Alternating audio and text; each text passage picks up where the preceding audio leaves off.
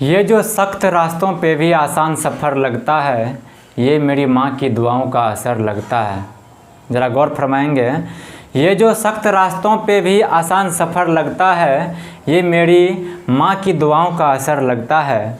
एक मुद्दत हुई मेरी माँ सोई नहीं दोस्त, एक मुद्दत हुई मेरी माँ सोई नहीं मेरे दोस्त। मैंने एक बार कहा था मुझे नींद में डर लगता है। यही माँ होती है। तो जय हिंद मेरे प्यारे दोस्तों, भास्कर जॉब एकेडमी में आपका स्वागत है। मैं हूं अग्रवाल सर और आज हम पढ़ेंगे परसेंटेज का अगला नेचर नंबर 18, जो कि आधारित है कस्बे की जनसंख्या पर आधारित है। तो चलिए करते हैं क्वेश्चन नंबर पहला। सवाल है कि एक कस्बे की जनसंख्या 8000 है। यदि इसमें 20% वार्षिक दर से वृद्धि हो तो 3 वर्ष के बाद जनसंख्या क्या हो जाएगी, ये निकालना है। वार्षिक का क्या मतलब हुआ? प्रत्येक साल 20% का वृद्धि होता है। और कस्बे की जनसंख्या 8000 है का क्या मतलब? अभी 8000 है, वर्तमान में 8000 है प्रेजेंट में। तो इस टाइप का जो नेचर होता है कस्बे की जनसंख्या वाला, वो ऐसे होता है जैसे कि अभी शुरुआती जनसंख्या मान लीजिए अगर 100 होता और 20% वार्षिक वृद्धि होता, मतलब प्रत्येक वर्ष 20% ही बढ़ता, तो 3 वर्ष के बाद जनसंख्या क्या होगा? इसका ये मतलब है कि 1 साल के बाद जनसंख्या कितना हो जाएगा, तो उसमें 20% का वृद्धि होने के बाद 1 साल के बाद जनसंख्या हो जाएगा 120। ठीक, फिर अब अगला साल 20% बढ़ेगा, तो किसका 20% बढ़ेगा? इसका मतलब क्या? जो जस्ट पिछले साल का जनसंख्या जो है, अभी वर्तमान जो जनसंख्या है उस पर 20% बढ़ेगा।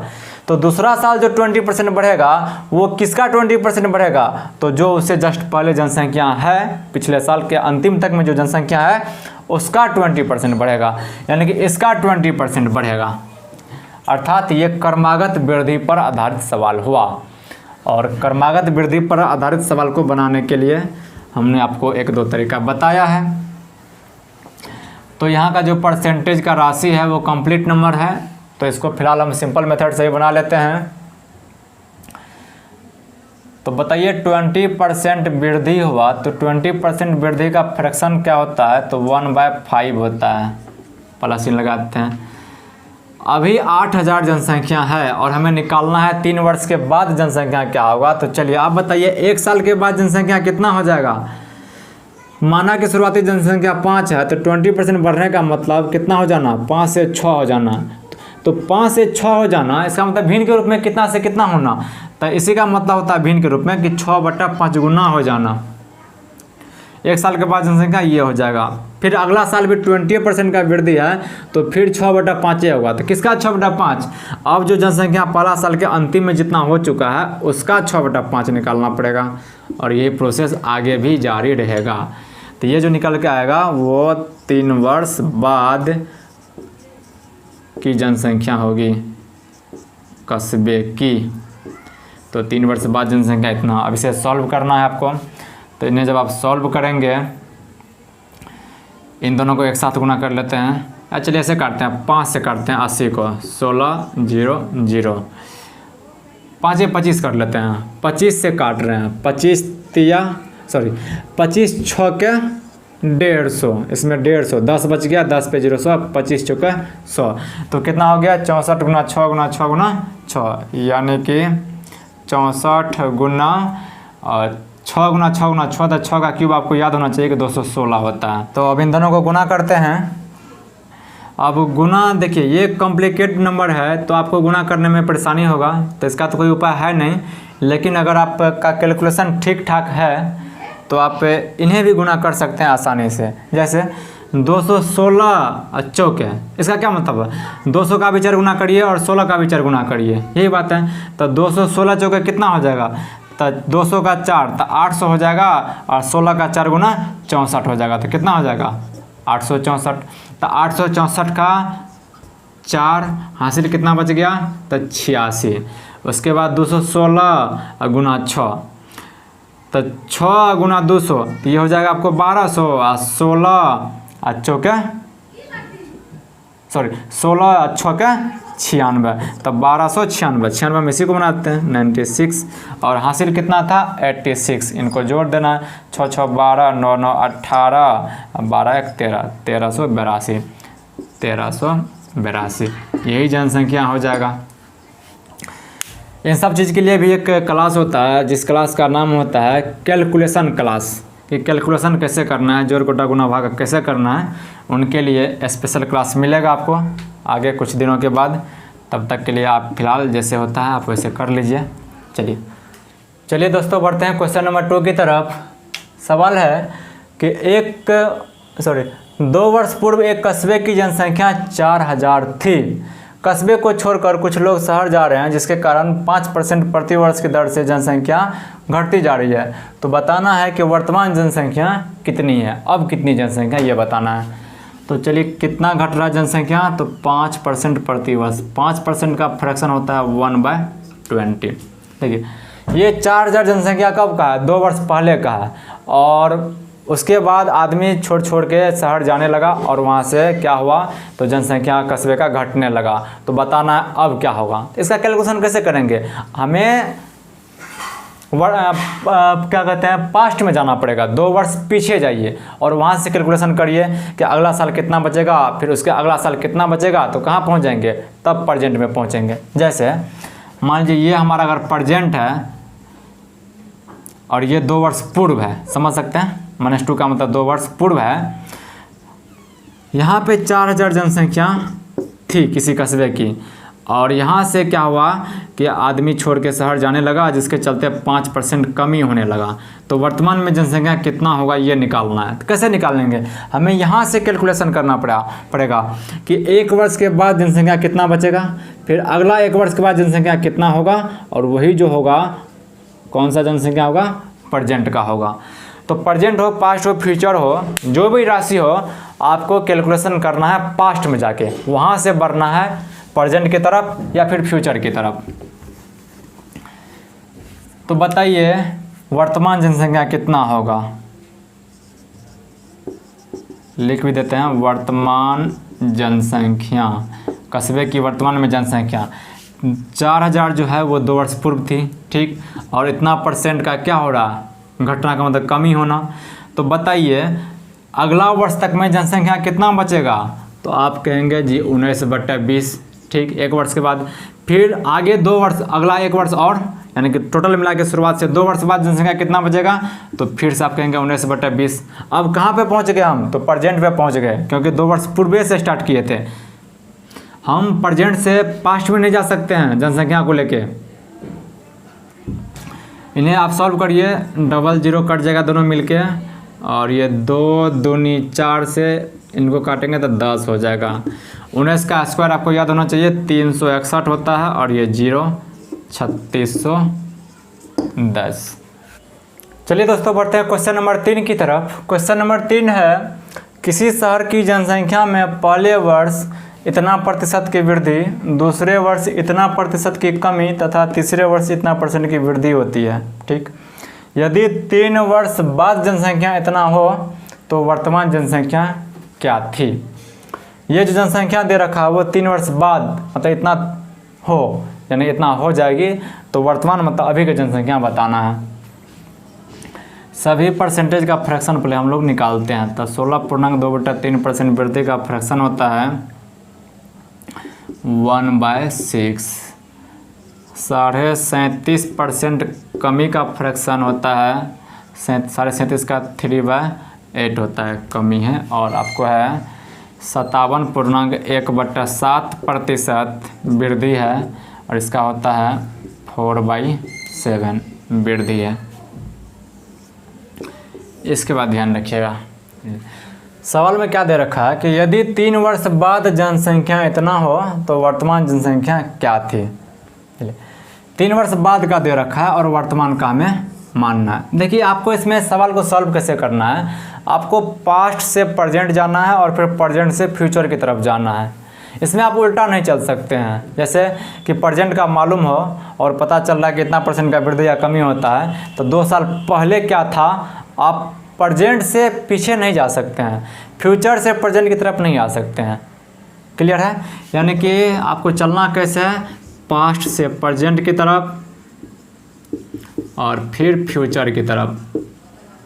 ये एरो इधर चलेगा, इधर। तो इसमें क्या होगा, आपको कोई ना कोई 2 वैल्यू दे रखा होगा, दे रखा होगा कि कुछ वर्ष पूर्व की जनसंख्या इतना हो तो वर्तमान बताइए, या और सारा बात वर्तमान जनसंख्या इतना है तो 4 वर्ष पूर्व जनसंख्या क्या होगी, क्या थी ये बताइए। इसी प्रकार से अगर वर्तमान जनसंख्या इतना हो तो 5 वर्ष बाद जनसंख्या क्या होगी, इस टाइप का सवाल होगा। तो अब आप इसमें सोचिए करना क्या है। तो पहली बात तो ये आप जान लीजिए कि इस ऑर्डर में बढ़ेगा। मानने की बात आएगी तो आपको जब दो वैल्यू मान लीजिए ये दोनों वैल्यू दे रखा होगा तो आपको इसको मानना पड़ेगा, और उस पर जब सॉल्व करेंगे आगे 2-3 साल में जो भी परसेंटेज वृद्धि कमी हुआ हो तब जाके आपको 2-3 साल के बाद ये जनसंख्या निकल के आएगा। अगर पास्ट का और प्रेजेंट का बात हुआ हो तो आपको पास्ट में जनसंख्या मानना पड़ेगा। तो यहाँ पे चलते हैं, देखते हैं सवाल में क्या दे रखा है और क्या निकालना है। तो दे रखा है कि 3 वर्ष बाद जनसंख्या इतना हो तो वर्तमान बताइए। मतलब क्या, 3 वर्ष बाद फ्यूचर का है और वर्तमान प्रेजेंट का है। तो चलिए इनको मिटा देते हैं। आपको क्या मानना चाहिए, माना कि प्रेजेंट वर्तमान की जनसंख्या इतना है, ऐसा मानना पड़ेगा। माना वर्तमान जनसंख्या x मान लेते हैं। तो इसीलिए 3 वर्ष बाद, इसीलिए 3 वर्ष बाद जनसंख्या कितना हो जाएगा, तो आप कहेंगे अभी वर्तमान में x है और इस क्रम में 3 साल तक लगातार कमी वृद्धि हो रहा है। तो आप बताइए वर्तमान में x है और पहला साल 16.2/3% बढ़ेगा तो पहला साल के लास्ट तक में जनसंख्या कितना हो जाएगा, तो आप कहेंगे जी 7/6 हो जाएगा। ठीक, फिर दूसरा साल इतना परसेंट कमेगा घटेगा तो दूसरा साल के अंत में जनसंख्या कितना बचेगा, तो आप कहेंगे जी जितना अभी जनसंख्या है उसका 5/8 बचेगा। और फिर तीसरा साल के अंतिम में जनसंख्या कितना हो जाएगा, तो 7/4 11/7 हो जाएगा। 3 वर्ष के बाद जनसंख्या इतना हो जाएगा, लेकिन सवाल में कितना दे रखा है, तो सवाल में दे रखा है 165,000। तो इन्हें सॉल्व करते हैं, 7 से 7 कट जाएगा, क्लियर। उसके बाद आपको पता होना चाहिए कि ये संख्या 11 से कटेगा। तो चलिए उधर जगह नहीं है बोर्ड पे, इसलिए हम थोड़ा इधर से फिर से कैलकुलेट कर रहे हैं। तो डायरेक्ट हम x बराबर लिख रहे हैं। x बराबर क्या हो जाएगा, तो 165/000, ये 6 और 8 उनके साथ जाके गुना होगा, 6 × 8 और बट्टे में आ जाएगा आपको 5 × 11, 5 × 11। 5 से इसको काट लेते हैं, केवल इनको काटते हैं 165 को, इस 3 0 को छोड़ देते हैं, बाद में चिपका देंगे। 5 से 5 तिया 15, 1 पे 5 15, फिर 5 तिया 15, 11 से 11 तिया 33, ये 3 हुआ और आगे में 3 को 0 है। तो 0 को तो गुना नहीं करना है, काउंट करके लिखना होता है, गुना करने का यही तरीका है। तो आप केवल 0 के अलावा जो संख्या है उनको गुना करिए। तो ऐसा करिए, 6 त्रिका 18, 18 8 144 और आगे में 3 0 आंसर। तो चलिए दोस्तों बढ़ते हैं क्वेश्चन नंबर अगला 4 की तरफ। सवाल है, एक मशीन की कीमत में प्रति वर्ष 10% अवमूल्यन होता है, कमी होता है। यदि वर्ष 2004 में उस मशीन की कीमत इतना रुपया हो तो वर्ष 2001 में इसकी कीमत कितनी थी।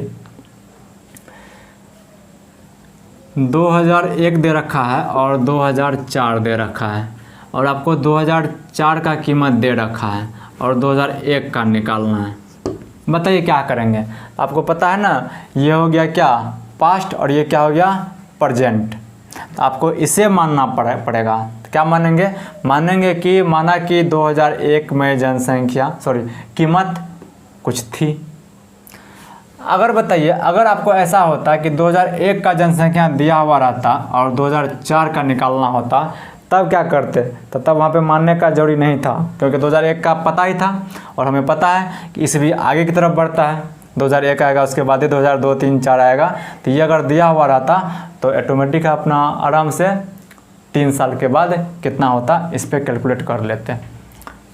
तो ध्यान रखिएगा, अगर आगे का दे रखा हो और पास्ट का निकालना हो तो पास्ट का ही मानना पड़ेगा। तो माना कि 2001 में जनसंख्या कितना थी, 2001 में जनसंख्या सॉरी कीमत वाला सवाल है। मशीन का कीमत मान लेते हैं x रुपया थी, तो इसीलिए 2004 में इसकी कीमत कितनी हो जाएगी ये निकालना है। 2001 से 2004 का मतलब हुआ कि 3 वर्ष बाद, सवाल का यही कहने का मतलब है कि 3 वर्ष बाद इतना कीमत है। x है 2001 में, तो 2002 में कितना हो जाएगा 10%। अवमूल्यन का मतलब कमी होता है, तो बताइए 10% कमी, 10% कमी। तो बताइए 2001 में जनसंख्या इतना है, 2002 में कितना हो जाएगा 9/10, 2003 में कितना होगा 9/10, 2004 में कितना होगा 9/10, लेकिन 2004 में है कितना 729 पर 3 टाइम्स 0। आपको पता होना चाहिए कि 9 गुना 9 गुना 9 यानी कि 9 का क्यूब जो है वो 729 होता है। कट जाएगा, यहाँ पे 1 बचा, 1 पर 3 को 0, इसीलिए x बराबर क्या हो जाएगा 1 पर ये 3 0, 1 2 3 और 3 को यहाँ से 1 2 3, इतना रुपीज आंसर। बस ध्यान इतना रखिए कि पास्ट और प्रेजेंट हो तो किसको मानेंगे, पास्ट को मानेंगे, और वहाँ से बढ़ेंगे तो प्रेजेंट जाएगा। अगर प्रेजेंट और फ्यूचर वाला सवाल हो तो आप क्या करेंगे, प्रेजेंट को मानेंगे और फ्यूचर जाके निकलेगा। चलिए दोस्तों बढ़ते हैं लास्ट क्वेश्चन की तरफ। क्वेश्चन नंबर 5 है और ये अच्छा क्वेश्चन है। एक गांव की जनसंख्या 225 थी और 2 वर्ष बाद यह जनसंख्या बढ़कर 256 हो गई, तो बताना है कि जनसंख्या में किस दर से वृद्धि हुई। सबसे पहली बात आपको दर का परिभाषा आना चाहिए। दर क्या होता है, 100 इकाई पर 1 वर्ष में जितना वृद्धि या कमी होता है वही उसका वृद्धि दर या कमी दर कहलाता है। इन्हें हम सीआई वाले चैप्टर में अच्छे से पढ़ेंगे। यहाँ पे शॉर्टकट ये याद रखिए कि हमारा मूल मान 100 होना चाहिए और समय कितना होना चाहिए 1 वर्ष होना चाहिए। अर्थात 100 इकाई पर 1 वर्ष में जितना वृद्धि होगा वो वृद्धि दर कहलाएगा, जितना कमी होगा वो दर में कमी कहलाएगा। ये 2 बात याद रखेंगे। तो आप यहाँ पे देख रहे हैं कि 225 जनसंख्या थी और 256 हो गई। बताइए कितना दिन के बाद ऐसा बात हुआ है, तो आप कहेंगे जी 2 वर्ष के बाद। लेकिन हमारा सवाल में जो टेक्निक है दर निकालने का वो कितना दिन का चाहिए, 1 वर्ष का चाहिए। तो इसका उपाय यह है कि आपका 2 वर्ष है का ये बात अगर है तो 1 वर्ष निकालने के लिए इसका स्क्वायर रूट किया जाता है। 3 वर्ष अगर बात यहाँ पे रहता तो यहाँ पे क्यूब रूट किया जाता। 4 वर्ष रहता तो 4th रूट किया जाता। तो 2 वर्ष में अगर जनसंख्या इतना से इतना हो रहा है तो 1 वर्ष में जनसंख्या कितना से कितना होगा, उसके लिए आपको 225 और 256 का स्क्वायर रूट किया जाएगा। और ये ऐसा क्यों किया जाता है ये हम आपको सीआई वाला में अच्छा से क्लियर करेंगे, प्रूव करेंगे वहाँ पे ऐसा क्यों होता है। फिलहाल आप इन्हें याद ही कर लीजिए। तो चलिए 225 का स्क्वायर रूट 15 और 256 का 16। इसका मतलब ये हुआ कि 1 वर्ष में जनसंख्या 15 से 16 हुआ। तो जनसंख्या में कितना वृद्धि हुआ 1 साल में, तो 1 इकाई का। 1 इकाई का वृद्धि हुआ कितना में, 15 में। हमें निकालना है कितना में, 100 में। इसीलिए 100 में कितना, तो गुना 100। और 100 पर जो भी वैल्यू निकलता है वो परसेंटेज निकलता है। और दर का इकाई परसेंटेज होता है। 1/15 गुना 100। आपको पता होना चाहिए कि 1/15 का जो फ्रैक्शन है 1/15 इसका परसेंटेज वैल्यू क्या होता है, तो आप कहेंगे जी 6.2/3% होता है। इसी के साथ हमारा ये नेचर ख़त्म हुआ। कल फिर मिलेंगे अगला नेचर के साथ। तब तक आप हमारे साथ जुड़े रहिए। कल फिर मिलते हैं, चलिए 6:30 बजे। तब तक के लिए अपना ख्याल रखिए, मम्मी पापा का ख्याल रखिए। और जो शुरुआती में एक अच्छा सा 4 पंक्ति वाला बातें सुनाई गई थी वो बिल्कुल मम्मी के लिए ही सुनाई गई थी। और ये सच्ची बात है, आप अगर गौर करेंगे। और अच्छी बात है आपको कि लॉकडाउन में आपको घर पे रहने का मौका मिला है, अपने मम्मी पापा के साथ समय बिताने का मौका मिला है। आप साइड में एंजॉय करते हैं, लेकिन 2-4 घंटा आप अपने परिवार के लिए निकालिए। फिर आपको पता चलेगा कि आपके घर वाले आपसे कितना प्यार करते हैं। वो कुछ भी डांटते हैं, कुछ भी बोलते हैं, उनमें उनका कोई स्वार्थ नहीं होता है। कैसे? दुनिया में मात्र 2 ही रिलेशन ऐसा है जो आपको कभी नीचे गिरने के बारे में नहीं सोचेगा, वो चाहेगा कि आप ऊपर बढ़ें। सबसे पहला होता है गुरु। गुरु को भले ही जॉब हो नहीं हो, नौकरी हो नहीं हो, लेकिन अगर उसके किसी चेले को नौकरी हो जाता है, चाहे काफ़ी बड़ा नौकरी हो जाए, एसपी डीएसपी कुछ भी बन जाए, फिर भी उसके गुरु को काफ़ी अंदर से खुशी होती है। ऐसा हकीकत है। वही दूसरा बात, एक जो मम्मी पापा बोले, आपके पापा अगर छोटे से कांस्टेबल हैं, लेकिन आप अगर दरोगा बन जाते हैं, डीएम बन जाते हैं, तो जो वो पापा आपको सैल्यूट करेंगे, उनके सैल्यूट में इतना खुशी होगा कि वो वही बता पाएंगे। उन्हें कभी ईर्ष्या नहीं होती आपसे। इसीलिए मम्मी पापा का थोड़ा ख्याल रखिए, ध्यान दीजिए, उनके साथ समय बिताइए। चलिए, धन्यवाद।